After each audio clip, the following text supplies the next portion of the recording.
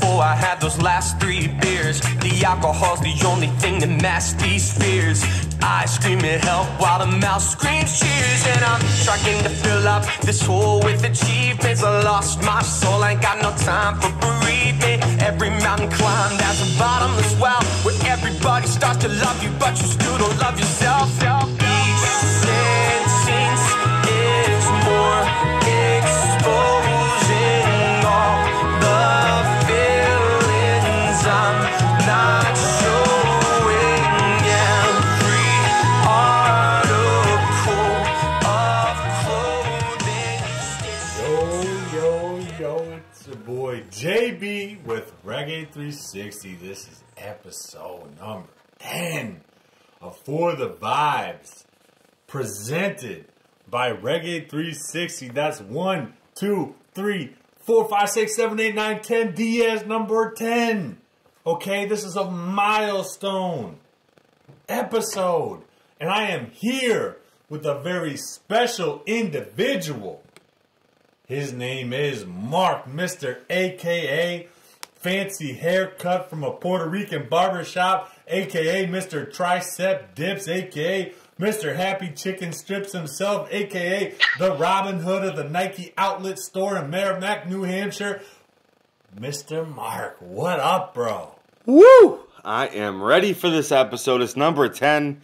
Everybody's been tuning in. We're gaining that popularity. Everyone's coming in every week. I'm excited this week because why?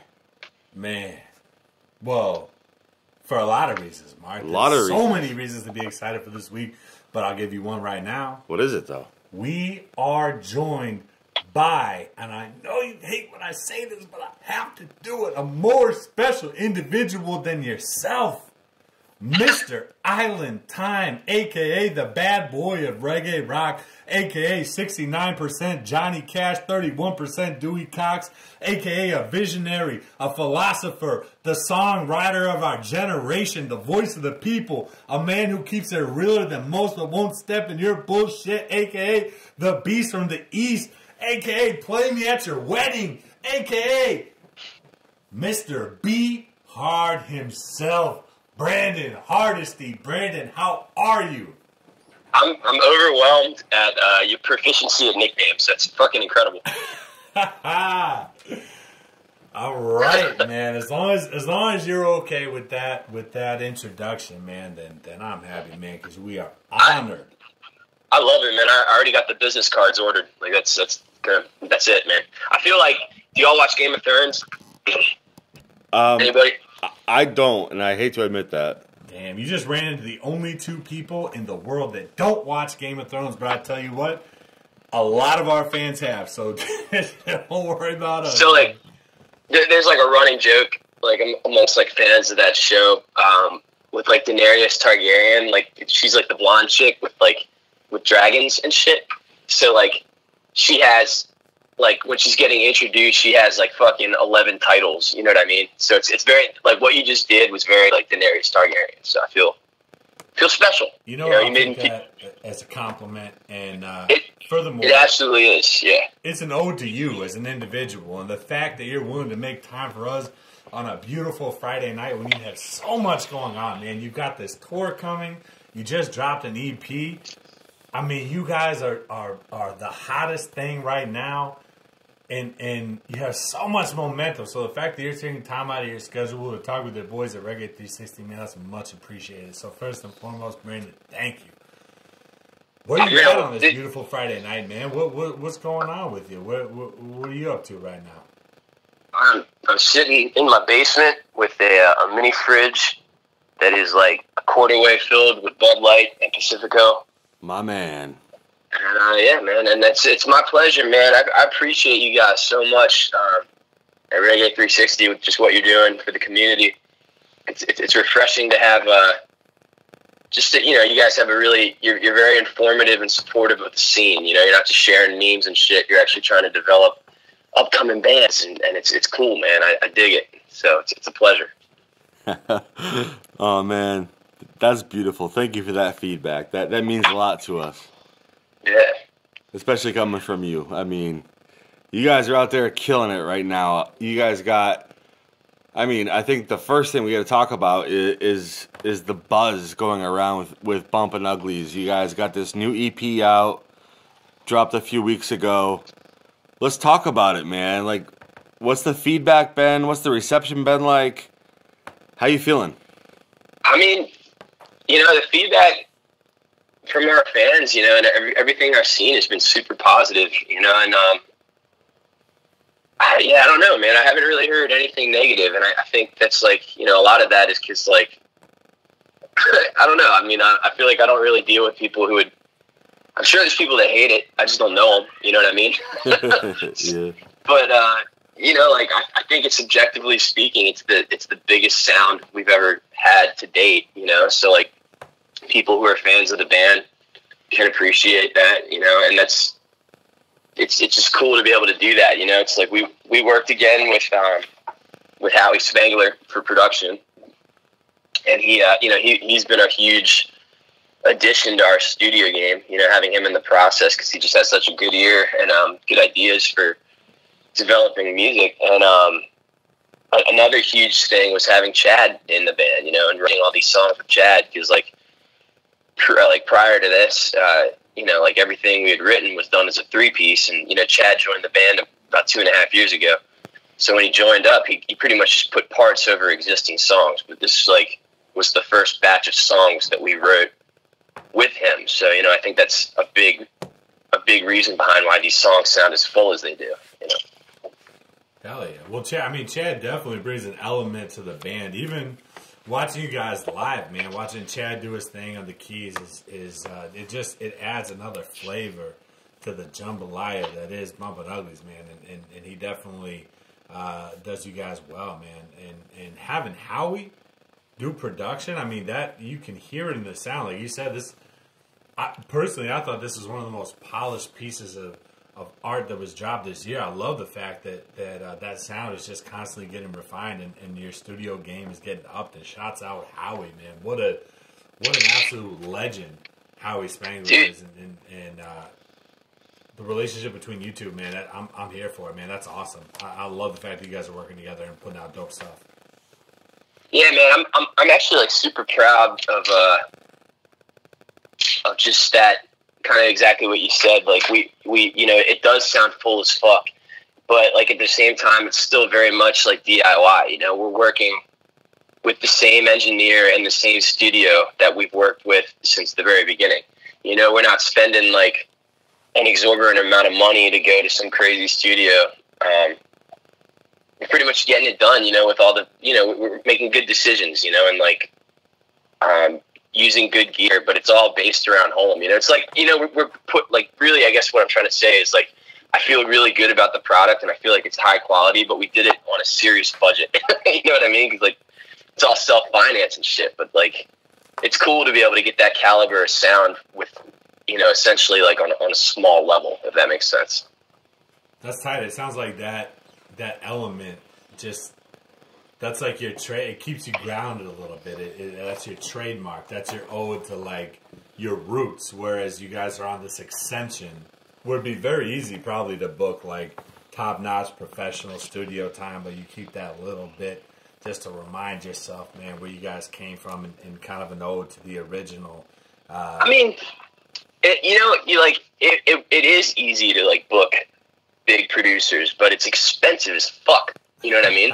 And like, we were talking to a dude that like, I really like his work. And we had a really good conversation with the guy, but, I was excited about the idea of working with him. And I kind of explained his situation, how everything is like self-financed. We paid for all this shit with porn and this, that, and the other thing. And we can't afford anything crazy. And, I thought we had an understanding, and then he got back to me with a $30,000 quote to make, I think it was like 7 or 8 songs, something just not, something crazy, which is like, we spent maybe $10,000 to make this EP, so like, I mean, the point I was trying to make is like, yeah, you can find those people, but they're expensive, and like, it really made me think about like what I want to do. And, in the long run, I would much rather, and I think our fans would much rather have us consistently put out music like as much as possible. Like the plan for us is like we're gonna do at least one release a year for like indefinitely. You know what I mean? Like if we had gone that route and spent $30,000 on this EP, we probably wouldn't have been able to afford to put out another record for fucking like 3 years. You know what I mean? It might have sounded a little bit better, but like I think really at the end of the day, our fans appreciate the consistency of having new music out. And like honestly, at the end, like also like by doing it like this and continuing to do it ourselves, essentially, we're just getting better at the process. You know what I mean? Hell yeah, dude. That's interesting that you say that and you share that perspective, because from my position as a fan of the music, I see so many bands like sign these big deals and then they never come out with music, or it takes forever. You're like, when's the album coming? When's the album coming?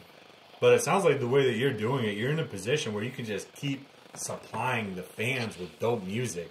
And you know what? Normally I don't speak for everybody, but fuck it, I'll speak for everybody. Thank you. That's what we want. That's what we want. Well, yeah, I mean, that's what this whole thing is based on. You know what I mean? Like, there's all this other like bullshit. I feel like that gets, you know, I mean, in certain arenas, like there's just other bullshit that gets brought into this whole music industry, but it's based around music. You know what I mean? Like, that's the most important thing, is like making music and like making good music and putting out good music. Like, I feel like consistently, you know. That's the reason people are fans of bands, is because they like the music that they're doing. That's a good answer, man. Yeah. Well, shit, man. Speaking of new music, speaking of the industry, speaking of affiliations, speaking of big boss talk, business power moves, you guys have a nice little affiliation working with some industry giants right now in Ineffable Music. And actually, we had a very similar conversation last week with Matt Rhodes. Well, let me ask you, man, what's been that experience like working with Ineffable? What do they bring to the table? Dude, it's been fucking 100% across the board positive. Like, I would expect, I don't really see any reason why we would stop putting out music with them anytime soon. You know, like, I think I would expect, like, that's going to be the home for Bumpin Uglies for our releases for, you know, the next few years at the very least. Because, I mean, like, their whole operation is just super artist-oriented, for starters, and progressive and knowledgeable, secondly. And what I mean by that is, like, they just, like, they're not, like, I feel like it's easy to get, like, to get caught up on how things used to work. You know what I mean? Like, something that worked 5 years ago does not work now. You know what I mean? Because, like, the industry is constantly changing. Like, the way people listen to music, like, where the audiences are, they're constantly changing. You know what I mean? So, like, there's bands that got successful, labels that had success with, like, certain strategies, like, a while ago, and it just doesn't, it's not relevant anymore. You know what I mean? And, like, Ineffable, they absolutely, like, more so than anyone I've really talked to, they have their hands on the pulse of the music industry and, like, how to, you know, and the contacts that go with that, you know, to get done what needs to get done. Like, with our first single that we dropped with this EP, which was Island Time, which, like, truth be told, like, I love that song. I'm very proud of that song and every other song that's on this EP, but, like, that's by far my least favorite song on the EP. You know what I mean? It's just, like, I feel like it's the least interesting, but I knew when I was writing it, I was like, this is catchy as fuck. Like, it had that, like, that classic reggae rock sound. Like, I knew it was the poppiest and the catchiest song, you know, so that's why we let off with it.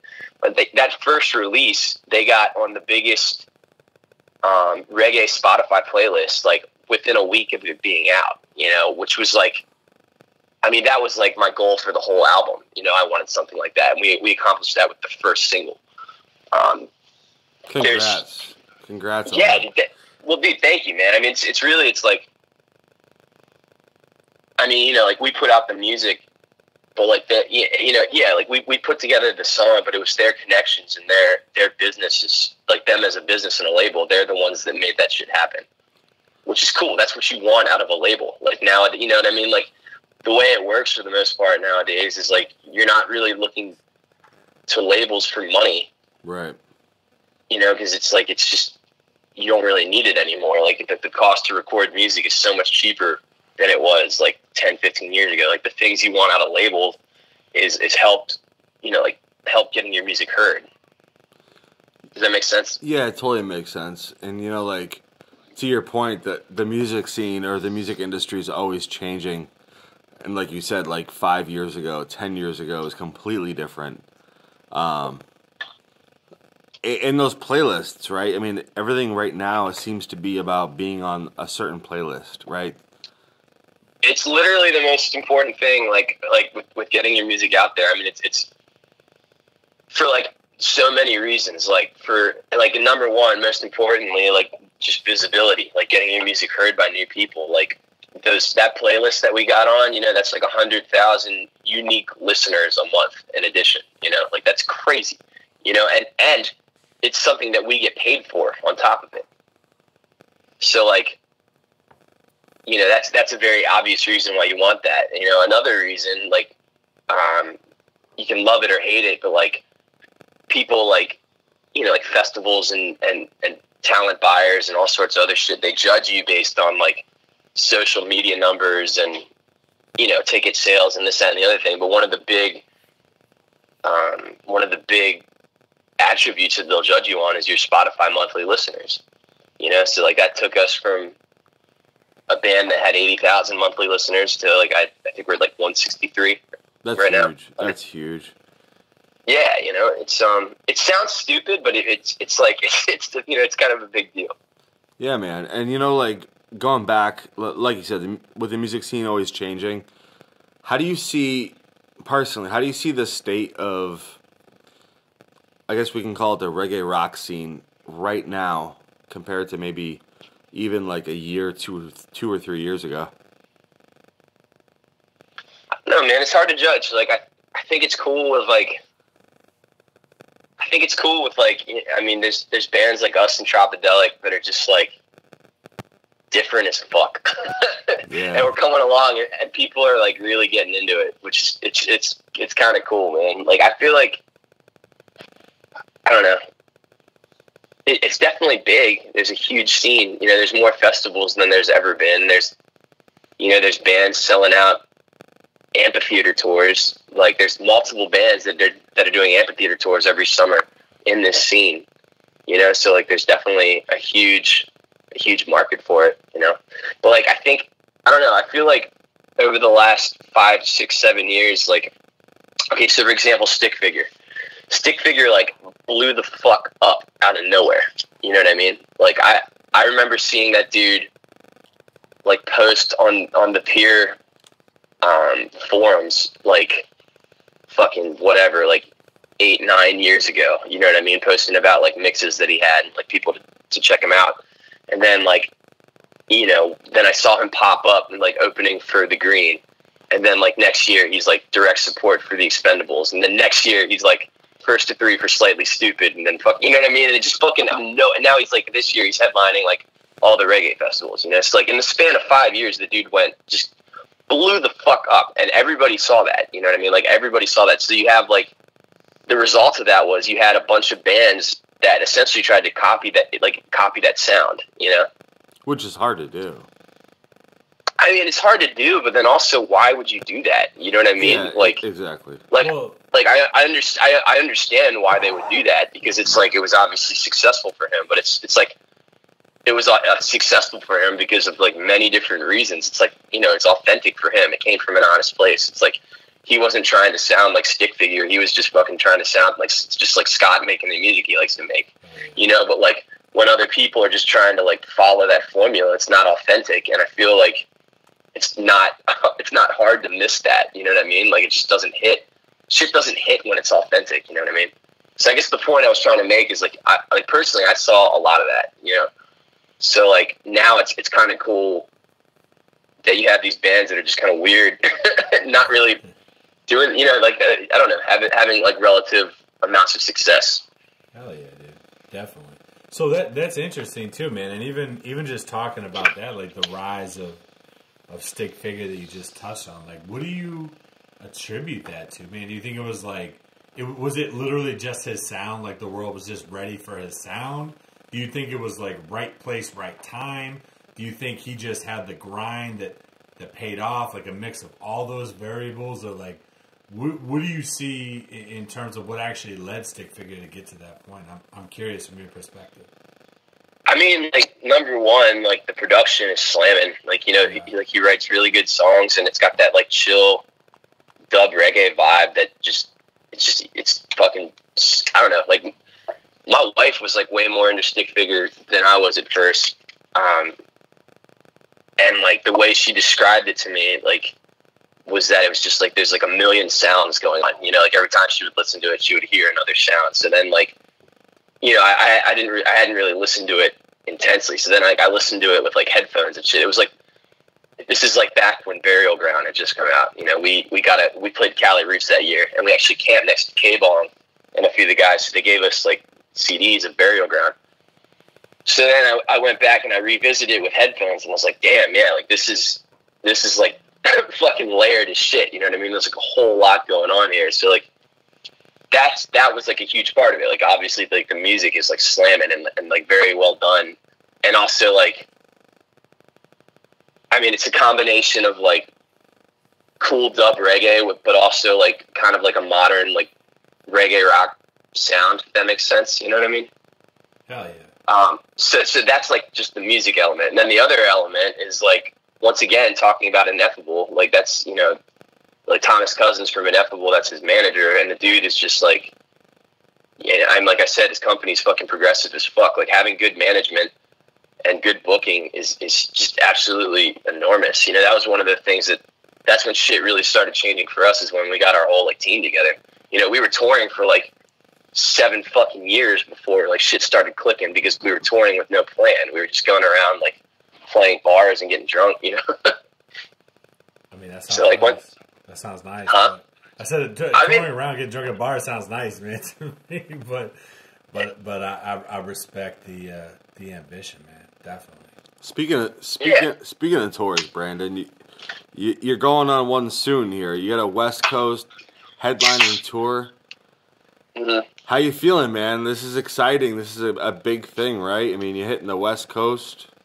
Well, what's going through your mind? Dude, it feels good, man. It's been a full year since we were out there, and it's been like 3 years since we did, like, our own thing out there, and this is really our first proper, like, all ticketed venues headliner, you know. And we just did it right, man. Like, we did the whole thing right. We spent a decent amount of money on marketing. You know, we marketed every show individually with a solid budget. We planned it out right. We got good support. And, like, the ticket sales are looking fucking great, man. Like, it's looking like there's going to be, like, somewhere between 6 and 8 shows that sell out. Which it just feels good, man, because, like, that's, like, one of the things that's been holding us back from, like, trying to do more stuff on the West Coast is, like, we didn't have any hard ticket numbers in these markets, and that's what buyers want, you know, when they put you on festivals, when they put you on tours and shit. So, like, it's kind of been the last piece of the puzzle that's been missing for a while. So I'm excited to go out there and just play a lot of these songs from the new record live for the first time and just have a good show, man. Have a good tour. That's awesome, man. And, you know, speaking of you guys going out to the West Coast, obviously, you know, California is, some would say, kind of the mecca of reggae rock. I mean, it is absolutely popping out there. I know the East Coast is making a big push right now. We've got Florida doing some big things, Texas doing some big things. I mean, we even got people from the Midwest, man. Tropidelic, you mentioned Maryland. You know, I wouldn't consider them Midwest, but they're still doing big things. My question for you, Brandon, is being an ambassador of East Coast reggae, specifically putting Maryland on your back, do you feel that, like, extra, I don't want to say pressure, but just, like, maybe a sense of pride going out to California and dropping, you know, your flavor out there, you know, bringing what you do out to the people in California where you know that culture is thriving. I mean, are you cognizant of that? Or are you just like, you know what? People are paying to watch me play. I'm going to do my damn thing. I mean, can you talk about that kind of mentality going out there? I mean, it's not something I like actively think about, you know, like I don't really think of the geography of it. I just think of like, I know that like what we do, that we're really good at it.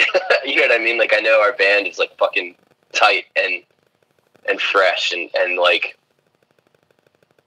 we have like our thing that we do and we do it really fucking well. And I'm definitely stoked on that. And I mean, besides that, like, fuck yeah, dude. Like, I rep Maryland everywhere I go. You know what I mean? Like, my next tattoo is gonna have like the Maryland flag colors on it. You know, like, I definitely, you know, I'm proud to like be from Maryland and to go out and rep my state everywhere I go. You know, Maryland, representing Maryland, heading out to the West Coast. When does that tour wrap up? May 10th is the last date, and that's in DC. It's like the EP release party. So May 10th, and then about a little over a month later, you got something going on, don't you? Yeah, man. Weekend at Wolfies. We're putting on our very own festival.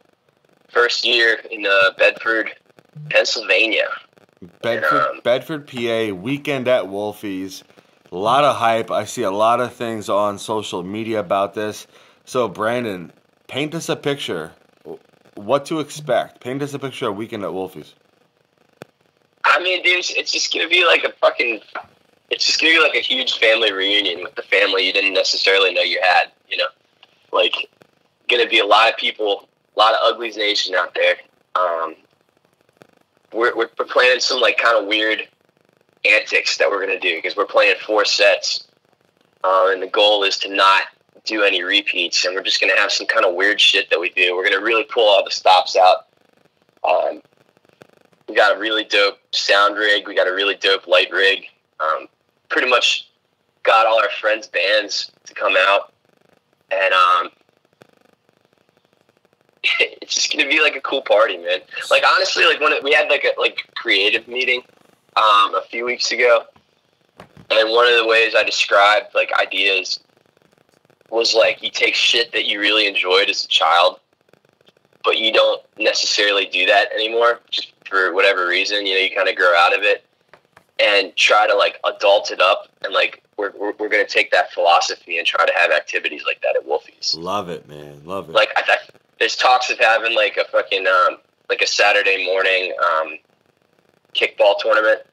Kickball. Love kickball. Nice choice. Yeah, I think we're gonna have an adult Easter egg hunt that has like grams of weed and like fucking like little bottles in it and shit like that. Shit, dude. Yeah. And just like all sorts of just weird. I don't know. We're just gonna try to make it kind of like just like a fucking like a I don't know. I can't think of the word. I think an adult version of finger painting could get very interesting. Just want to put that out there. Yeah, man. But not using your fingers. Yeah. You gotta use your nose or something. You gotta be creative. Shit's gonna get anything. weird. Yeah. Shit's gonna get weird. People pulling their dicks out, painting pictures. What? Yeah, I mean, that's it. Just sounds about right. Just dip the pippy in some paint and anyways, so it's a camping festival, right? Yeah. So people are kicking out in their tents, bringing the sleeping bags, bringing some candles and some flashlights, getting it on, enjoying some music. What time's the music going till? It's gonna go pretty late, like every night. Like we gotta essentially like turn everything down around midnight. You know what I mean? But really, we just have to like at that point, like the music can keep going. We just have to like adhere to like noise ordinances. You know? Yeah, of course. So, man, big things. I love it, man. I'm hoping to make it out to Weekend at Wolfies. That's gonna be a great weekend, man. Oh yeah, man. I'm excited to do it. Something I've wanted to do for a long time. We just didn't have the ability to do it. But our manager that we started working with in the last year, he's put on a bunch of festivals over his career. So he just had kind of like an infrastructure already in place. And it was just a matter of really just figuring out the lineup and turning the key, figuring out we wanted to do it. Well, it's going to be huge, man. And anyone that's listening to this, anyone that's a fan of reggae rock music, anyone that is in a vicinity of 100,000 miles better be there that weekend, because that shit is going to be tight. I want to throw this out there, though. It is not a reggae rock festival. Like, it's going to be super eclectic with musically. Like, we definitely have some reggae rock bands there because we have friends that play reggae rock, you know. But, like, there's, like, some slamming, like, this band, People's Blues of Richmond. It's, like, fucking, they're, like, Black Sabbath meets, like, fucking, just, like, I don't know, something that shreds really, really hard, you know what I mean? So it's like fucking like Grand Funk Railroad meets like Black Sabbath, like singing songs about like just drugs and shit, like just like shreddy and rocking as fuck. And then Yam Yam is like almost like Wolfpack, you know what I mean? And like just musically, all the music that's gonna be there is like super cool and high caliber, but it's not just straight reggae rock, you know what I mean? It's gonna be very eclectic. Are you the curator of the sound? Like, are all these kind of, like, is it your design, or is it like a group of people kind of designing the sound? It sounds amazing. I mean, it sounds tight, but. I mean, I'd say, like, we kind of all are doing it together, but I'd say myself and Chad are the driving forces behind it, for sure. Well, Jesus, man, that's tight, dude. I love it. I'm curious, man. So, obviously, this festival is big. That's a big step for you guys. This West Coast tour is big. That's a big step for you guys. This polished, dope-ass EP that you dropped was a big step for you guys. So you have all the momentum. You guys are just bubbling right now. Question for you, man. Like, what's like a next goal for the band professionally? What's like kind of what's like the next level that maybe you guys are looking at hitting? Or maybe I want to play. You know? I want to play Red Rocks. Hell yeah, dude. Yes, sir. What? I definitely want to do that. I want to get Kyle from Slightly Stupid on a song, really, really bad. Hold on, say that. I want to support Slightly Stupid on a tour. I want to speak that shit into existence, brother. I like it. Yeah, dude, I just want to do all the shit. I want to be the biggest band in the world. You know what I mean? Like. Fuck yeah, be hard. That's it. I'm not saying that from like a place of cockiness, like I think we are, that we deserve it. But like, if you're asking me like honestly what I want, this is what I do for a living. Like I play fucking music for a living, so I want to be the best at it. You know what I mean? Of course, like I want to be the best at what I'm doing. So like, I just want to keep doing shit, man. I already have like another like 15, 20 songs that are written. I just want to keep putting out music. I want to get better at fucking recording. I want to do bigger shows, and I want to do it all. Hey, the people need it, brother. The people need it. Let me just say, Brandon, like you guys are right there, and you know what? Like what I like about you and your band is, call me crazy, but man, I truly believe in my heart that they're all handsome. You're extremely handsome. No, but like I believe that you are like the greatest songwriter in the scene. Like, I'm a big fan of like Billy Joel. Like, and I consider you like the Billy Joel of reggae rock, ska, whatever you want to call it. But man, like your songwriting is a 12 out of 10. Thank you, man. I'm not like, I always tell people, like, I'm not like a great musician. Like, everyone in my band is like a slamming musician, and I'm like an okay musician, but it's like my thing is definitely songwriting. That's what I put my energy and my focus into. And I want to get better at being a musician for sure. It's just like, this is not, I don't know, it's, at the end of the day, it's not necessarily where my heart's at. No, I love songs, man. I love songs. I love lyrics. Your lyrics are tight. Your lyrics touch a lot of people. Now, I can't even imagine on your end, like the amount of messages that you must get from fans, from new fans, old fans, just telling you stories about how your music has affected them. Dude, yeah, it's intense sometimes, man. But I really try to like reply to everyone, even if it's just like a short thing, just to let them know I read it, because like, I don't know. I mean, I just feel like it's just, that's the thing to do. You know what I mean? Like, if you take the energy to like fucking write someone a message, you deserve a response. Fuck yeah, dude. I'll tell you what, man. Speaking of that, that's a great segue, Brandon. We're actually going to jump in to a new segment. Not a new segment. That was It's pretty new. It's pretty new. Relatively new. We're still testing it out. But you know what? It's fan-submitted questions. We are bridging the gap, Brandon, between you and your fans on this very podcast, and I think that's a dope thing. So we're going to throw some questions at you that users submitted to us. And we're not responsible for the questions whatsoever. These are direct from your fans. Are you ready? Yeah. Okay. Number 1, from Lauren. What song do you hate playing that everybody loves? It varies, man. Like, it depends really on, like, what I feel like what we've been playing a lot. Like, right now, I used to hate Dayman, but, like, we've actually, I'm kind of enjoying playing that because, like, we just tightened it up a lot and made it a little bit cooler. So, really, like, whatever, like, right now, we're not really playing Morning After because we played that at every show for fucking, like, 7 or 8 years. So, like, I kind of just got sick of playing it, so we just kind of sat it out for the last run that we did. I think, you know, we'll do it as like an encore or something. You know what I mean? But, like, putting that one to bed for a little bit. Yeah, I get bored of anything. You know, like we we try to switch the setup like every night, you know, and play like just different shit, and you know, definitely like include the hits. Like there's a few hits that you got to do. Like yeah, you got to do them. Yeah. Really, the thing that'll bore me is repetition of anything. I don't think you can make Dayman any cooler. Any song written by Charlie Kelly can't be any cooler. But all right. Very true. So we got a few more for you. Travis wants to know: is Snowflake still alive? Yes. Yeah. I don't know who or what Snowflake is, but made me happy. That I know it's yes. a song, but I must be inspired by something. I wrote it about a girl I used to date who was like really into coke. I figured that. And I'm pretty sure she's never heard the song, and I really want to keep it that way because I still see her every once in a while. Like she still lives around where I live. So. There's got to be a little internal awkwardness, huh? I mean, not really. It's like it would be awkward if she heard the song. But dude, maybe she has heard it, and you just don't even know it. Yeah, I don't know.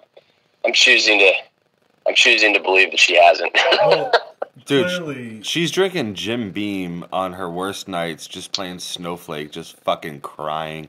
Yeah, clearly she missed out because she dated somebody that turned out to be like, a fucking rock star, traveling friggin' rock star. So, you know what? I think everything worked out for everyone. Oh, there you go. I want a song, but I'm almost afraid. But no. Anyways, John. So yes, my name is John, but also a man named John asked the question: who surprises you most with their music? I don't know how to read the second part of the question. Who makes you go, That's literally what the question is. Things that make you go, so, Who surprises you with their music? I think what they're saying is,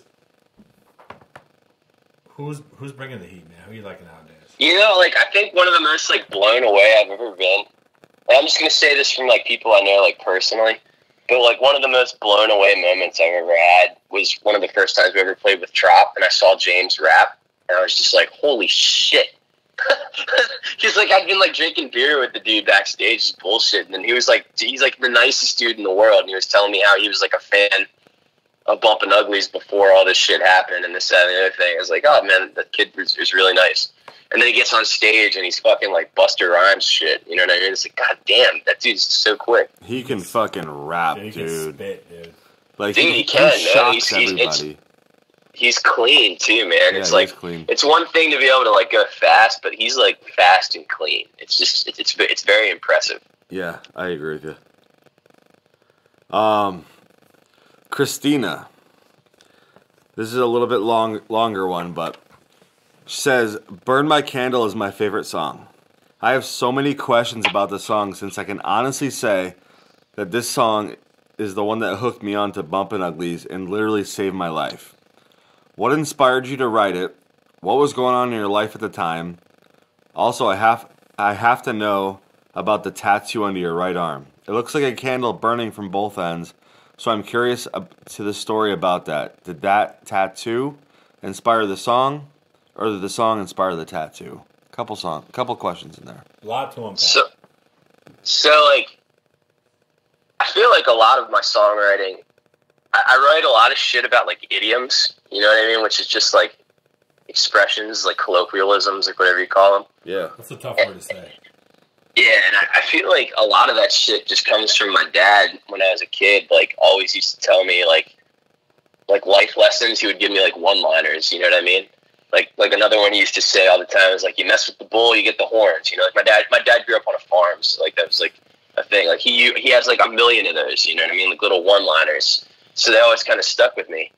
And then as I was getting older, he would, you know, that was something he would say to me a lot, is like, you can't, you're burning the candle at both ends, Brandon. Like, you can't do that. Like, you're going to fucking burn out if you do that.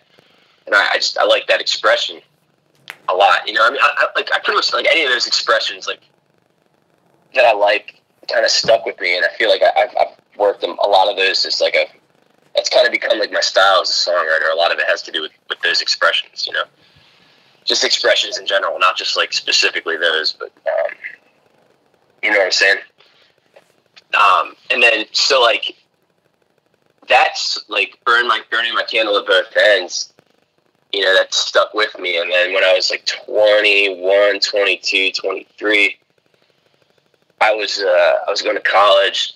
You know, I started working at a restaurant like right out of high school, and did that for a few years, and then I was like, decided I didn't want to do that for a living, so I went back to college. I was getting a degree in finance, and that's when I started this band. And this band is like the first band I've ever been in, and it was just something that kind of happened. Like, I really had no desire to be in a band, which kind of just happened. And I started writing songs. I was like, holy shit, like, this is awesome. Like, I like this. I'm good at this. This is what I want to do. So like, but I didn't know how like realistic it was, you know? So like, I continued going to school. I was paying to put myself through college. So I was working 60 hours a week. So I was trying to go to school. I was working, you know, I had this band that, you know, eventually we started touring and doing shit. So, I mean, I truly was like burning the candle at both ends, you know, and it was a matter of, that's like where that song came from, was just like, you know, trying to have your cake and eat it too. So the song came first, and then eventually, you know, the song has always meant a lot to me too, because it's very indicative of my personality. I've always really tried to fill my plate up and accomplish a lot, you know. So, you know, that was my first tattoo, is the candle burning at both ends. And I've always treated tattoos as kind of like, I like to think of them the way like pirates do, which is like pirates back in the day would get a tattoo to mark when they would go to a new port, you know? So I try to treat my tattoos as like moments in my life, you know, kind of like bookmarks. Yep. So that was chapters, right? Different chapters of your life. That tattoo kind of commemorates that point in my life when I was just trying to do all those different things. Brandon, I just want to add, I think everyone knows this, but I'm a huge Bumpin Uglies fan, and Burn My Candle is probably like top 2, if not my favorite Bumpin Uglies song. Just want to throw that in there. Yeah, and also one thing to add too, man, and the way that question was worded, I know it was a mouthful, but literally, the question goes, I can honestly say that this is the song that hooked me onto Uglies and literally saved my life. It's powerful. That's fucking powerful, dude. You affected a human being out there that was obviously, Christina was obviously going through some shit, man. That song spoke to her in a real way, like it did many people out there, man. That's a special thing. Dude. That's the power of music. That's the power of words, man. That's real as fuck. Yeah, man. Yeah, it's heavy, man. Definitely. It's crazy to think about that you did that to somebody, you know? Well, you know what? Getting away from the heavy stuff, we have one more. Two more questions. Couple more questions. Tegan asks, what is your golden rule while partying? Oh, man. I don't smoke weed after I've been drinking liquor. I mean, like, what, like, if I'm drunk off liquor, then you don't smoke. I will not smoke weed because I will instantly get the spins. That happens to a lot of people. That's a good take. That's rules live by Tegan. There you go. Yeah, I mean, and that's when I say I get the spins. I mean, step 1, I get the spins. Step 2, I'm vomiting for a while. Yeah, that's no bueno. You don't want to get into that zone. Hell no. Fuck that. Fuck vomiting. You know what? I say that, but then when I start drinking liquor, I'm always like, you know what? Let's fucking smoke, baby. Let's smoke. All right, John, let's fucking vomit tonight, bro. Let's do it. Even sober me is like, yeah, I don't do that. But then drunk me is like, you know what? All right. Well, take a couple more sips, and then we're gonna vomit. Gross. So Pat wants to know, and Pat is very dear to our hearts. I won't go too far with that, but Pat wants to know, how odd was it playing acoustic in some random guy's some random guy's basement in Omaha? Also, how much fun was it getting the bus stuck in the snow in front of said random dude's house? That's Pat from Omaha. Yeah, we did a video at his house. It was fucking awesome, man. His kid is really into grass is greener, and he surprised her with us coming over. And then we got to play her Grass is Greener, and she was like super emotional about it. So it was great. Yeah, I give that experience a 10 out of 10, Pat. So, fun fact: Pat Douglas is on Team Reggae 360. Oh, nice. Yep.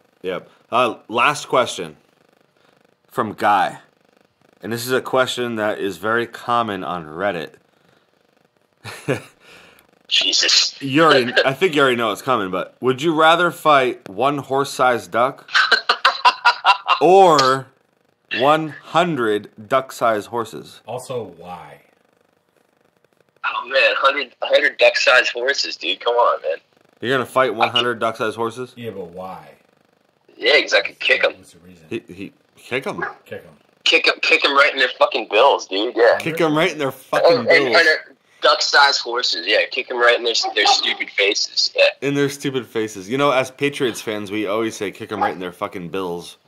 No, these are great headlines for Reggae 360. We're going to get clicks. Brandon Hardesty says, kick a horse in its stupid face. Brandon Hardesty believes all horses have stupid faces. Oh, yeah. Damn. Dude. Right in their stupid faces. The horse community is going to be... Wait, hold on. Who has a stupid face, the duck or the horse?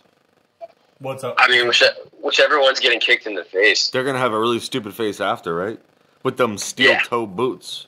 Brandon Hardesty hates animals is a new headline. I mean, animals are delicious. Sorry, vegans. Oh, that was amazing. Dude, I'm looking at the clock. I didn't mean to catch you off guard, but I'm looking at the clock. Man, let's do some rapid fire. Hold on, before we get to rapid fire, yes. Rapid fire, we're going to head into rapid fire in a second here, and that's generally when we wrap up. But one thing I wanted to address, Be Hard, Mr. Hardesty, is, again, congratulations. 2018 was a huge fucking year. Beast from the East. You know where I'm going with this. Reggae 360 Album of the Year. You're on the podcast, so once again, congratulations. Can you just talk about that a little bit? The whole run, the fan interaction, the amount of votes that you guys fucking had. You guys just straight killed it. Dude, it was intense, man. Like, speaking for myself and for Dawn. I know you guys know Dawn, but if anyone's listening to this and they don't know Dawn is like, she's really the mastermind behind this whole operation. You know, she runs our fan group, Uglies Nation, and she took it as a personal, like, it just became her whole life that we needed to win that, you know, because she prides herself on how awesome our fan group is, and the whole thing was fan voted, you know. So it was intense and it was stressful because it was like it got just real close, you know, for a couple of the rounds, man, especially the Roots of Creation and the Elevators rounds. Yeah, I mean, I couldn't have picked two better albums to be in the finals than you guys in the Elevators. Yeah, that Elevators record is fucking rad, man.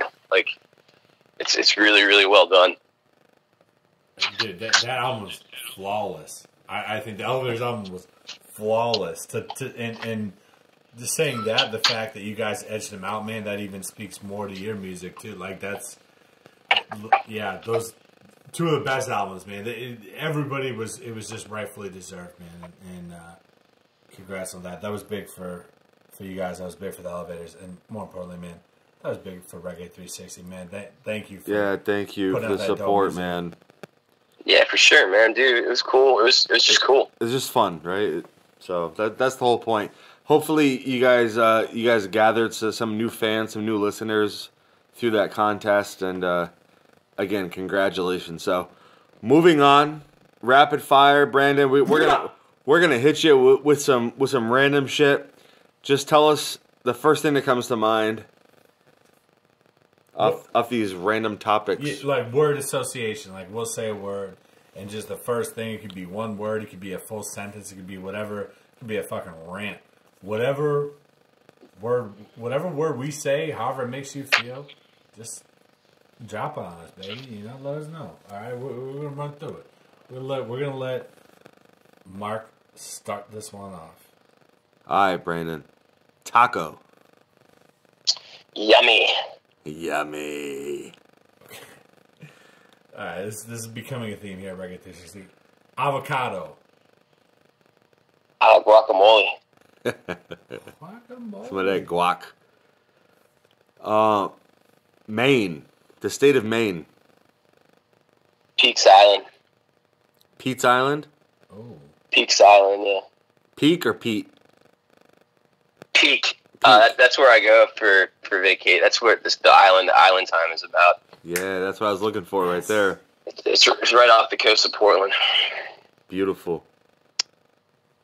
Old head. Old head? Old head. I don't know why, but it made me think of fucking Neil Young for some reason. There you have it. Jesus. Neil Young, that's random. Grind. First song. That just made me think of that. Love that song. Early man. song, I guess. Yeah. It's such a good song. All right. Wavy. Wavy. Wavy. Made me think of hair for some reason. Whose hair? Zach Morris. Zach Morris. If you had to pick one person in a band whose hair embodies the word wavy, who would it be? I mean, it would definitely be me because, like, fucking TJ has a shaved head and Chad and Wolfie have dreadlocks. I mean, honestly, like, the waviest hair is fucking Justin and Carl, our road crew twins. They have fucking super, super full-bodied hair. Shouts out Justin and Carl. Oh. Yeah. Merch. Justin. Super fan. Oh, man. Uglies Nation. Love it. Love it. Your first album. Deleted. Do Deleted? tell. Yeah, I deleted that bitch from the internet, man. Because it was garbage. Really? No. I think we're saying, what was your first album? Whoa. Oh. I want to hear about this. Yeah, deleted album. there's a story to be heard here. Yeah. I mean, it was like our first EP that we made was like a million years ago, and it's I'm the only person still in the band that was on it. I mean, it has a bunch of songs that we have since re-recorded. Like it had 5 songs on it. Nostalgia, Grind, and Move Along. We're all on it. And then Free Candy came out after that. I deleted that EP though because it was just embarrassing. So, what was your first album?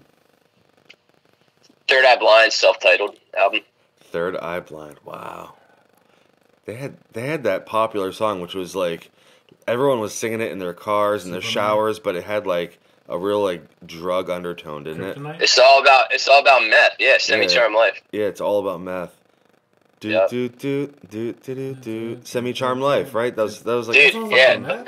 I'm a huge Third Eye Blind advocate, and everyone else in the band rips on me for it. But like, I don't even give a fuck. Yo, Third Eye Blind's got hits. Respect. That whole first album is like all hits. Respect. Brandon, you know, man, I'm gonna ride with you on a lot of things, but that one, man, I maybe can't co-sign. All right? Well, That's you okay. you didn't even know what that song was about. Now you go back and listen to it, and you're gonna be like, "Holy fuck!" Listen to those lyrics, man. It's crazy. Dude, I feel like so I was born in '86. I'll be 33 in a few weeks.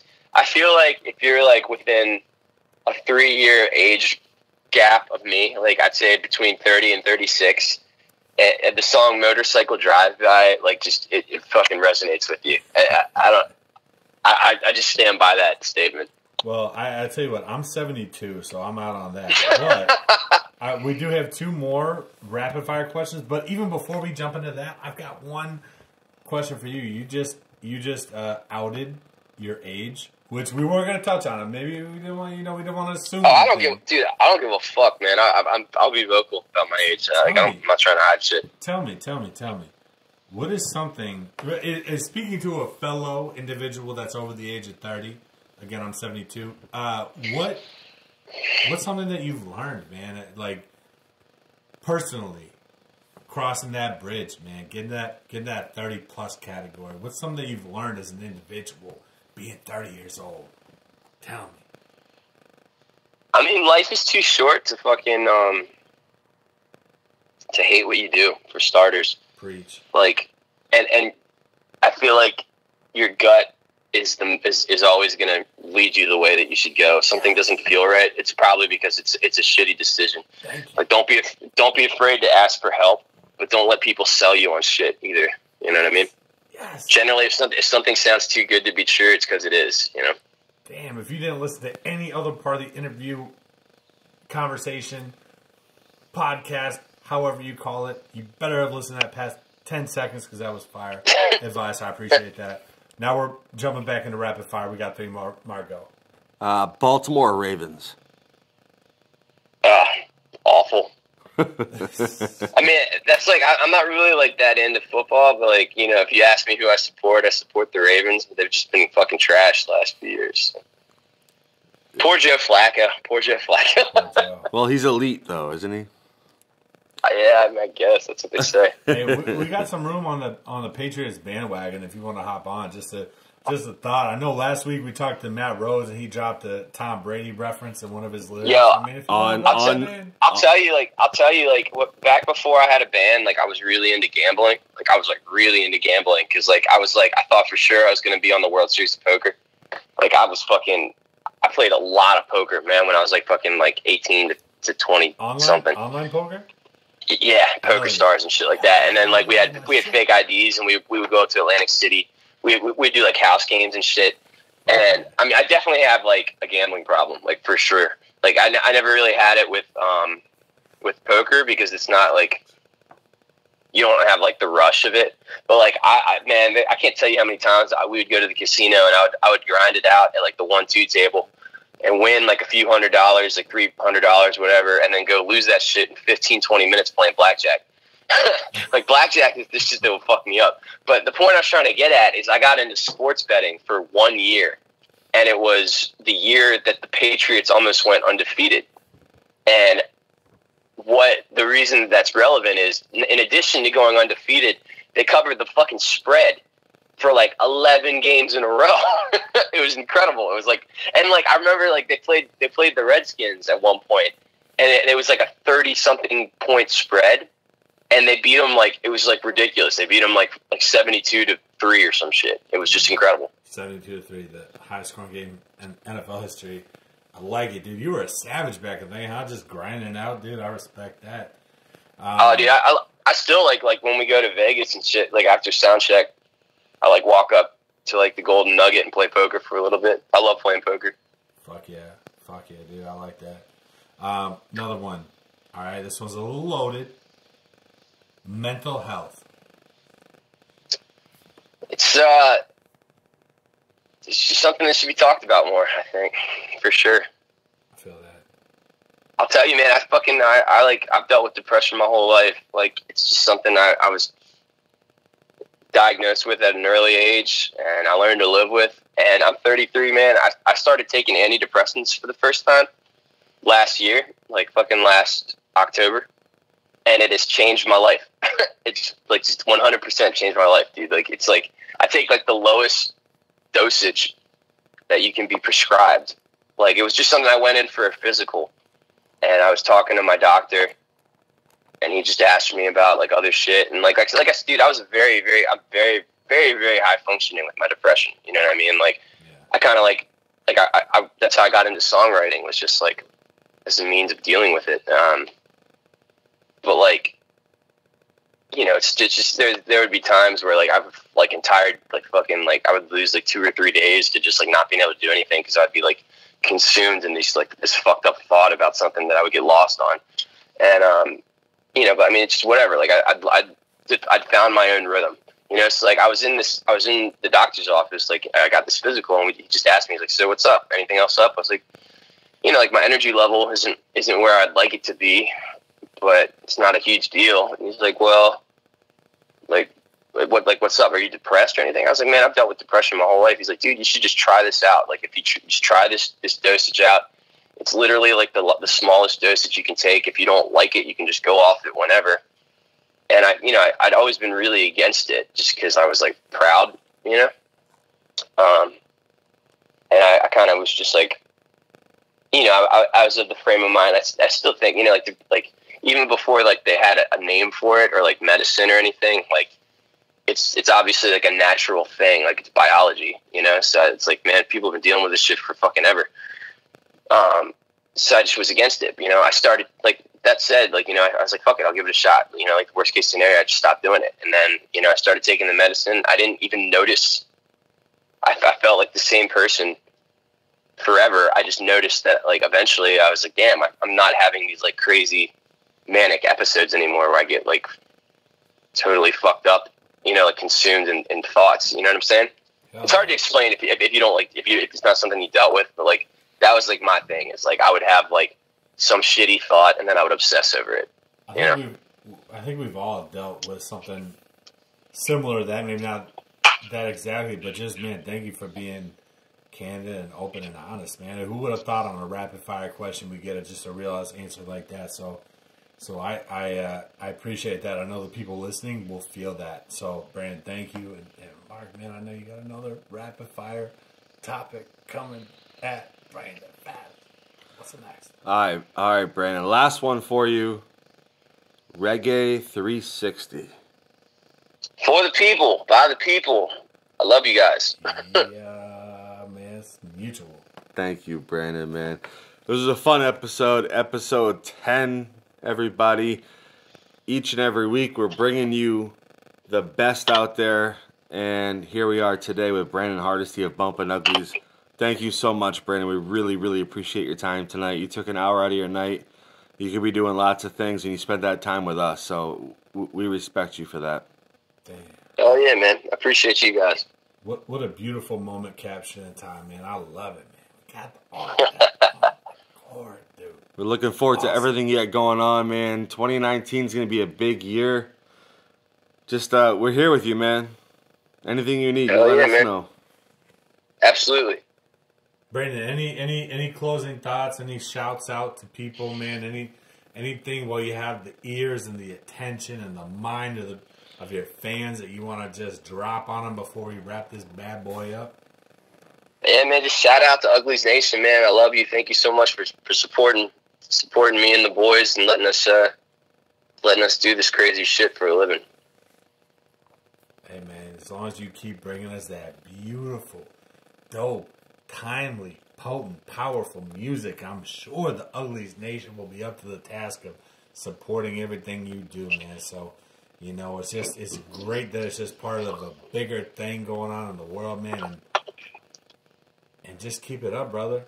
Love it. Don't stop, man. Don't stop, man. We need it. We need it, man. Do it for us. Please, Brandon. Don't stop. I'm not, dude, it's either this or fucking bartending or some shit, so I don't got no skills. Well, I think you do, and it's in music, so thank you. We got the Billy Joel, the Johnny Cash of the scene with us today. Thank you so much. We're going to let you get back to your night. Appreciate you, man. All right, fellas.